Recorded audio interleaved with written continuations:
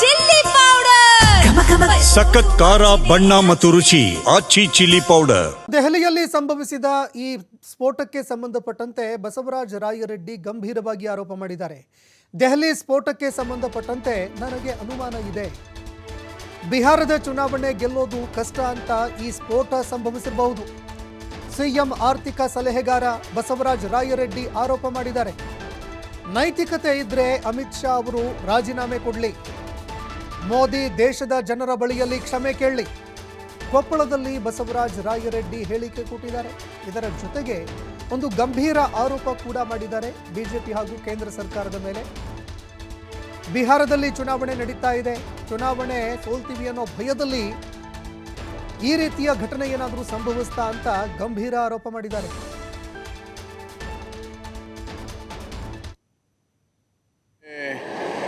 ಕೆಂಪುಕೋಟೆ ಹತ್ರ ಉಗ್ರ ಸಂಘಟನೆಗೆ ಸೇರಿದಂಥ ವ್ಯಕ್ತಿ ಈ ಕೃತ್ಯವನ್ನು ಮಾಡಿದ್ದನ್ನು ನಾನು ಖಂಡಿಸ್ತೇನೆ. ಇದು ಅತ್ಯಂತ ಹೀನ ಕೃತ್ಯ ಮತ್ತು ಅವಮಾನೀಯ ಕೃತ್ಯ. ಡಾಕ್ಟರ್ ಉಮರ್ ಮೊಹಮ್ಮದ್ ಒಬ್ಬ ವಿದ್ಯಾವಂತ, is A doctor, is A MD ಆಗಿದೆ. ಮತ್ತು ಇಂಥ ವ್ಯಕ್ತಿಗಳೇ ಇಂಥ ಹೀನ ಕೃತ್ಯವನ್ನು ಮಾಡ್ತಾರೆ ಅಂದರೆ ಅವ್ರು ಮನುಷ್ಯರಲ್ಲ ಅಂತ ನನ್ನ ಪ್ರಕಾರ. ಮೊದಲು ಅವ್ರು ಮನುಷ್ಯರೇ ಅಲ್ಲ. Being A doctor, it is A Shem. ಮತ್ತು ಇದ್ರ ಜೊತೆಗೆ ಪಾಕಿಸ್ತಾನದಲ್ಲಿ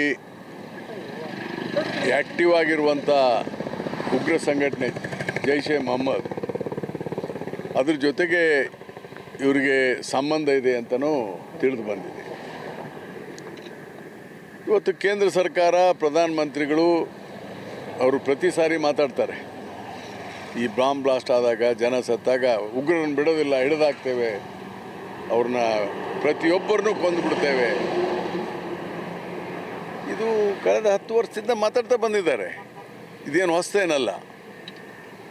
ಆದರೆ ಇಂಥ ಸಂದರ್ಭದಲ್ಲಿ ನಾನು ಟೀಕೆ ಮಾಡೋದಕ್ಕಿಂತ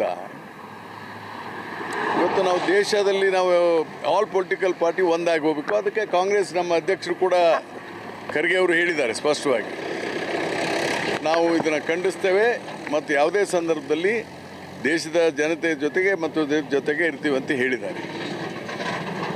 but my question is,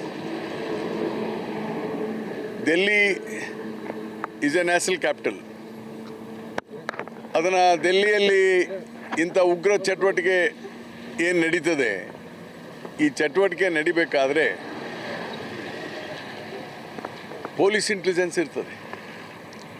Delhi police intelligence ಯಾರು? ಕೇಂದ್ರ ಸರ್ಕಾರ. ಯಾಕಂದರೆ Delhi police comes under government of India.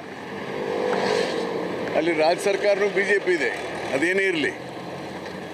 ಮತ್ತು ಕೇಂದ್ರ ಸರ್ಕಾರದ police intelligence is utterly failure ಆಗಿದೆ. ಒಂದು ಕಡೆ ರಿಪೋರ್ಟ್ ಹೇಳ್ತಾರೆ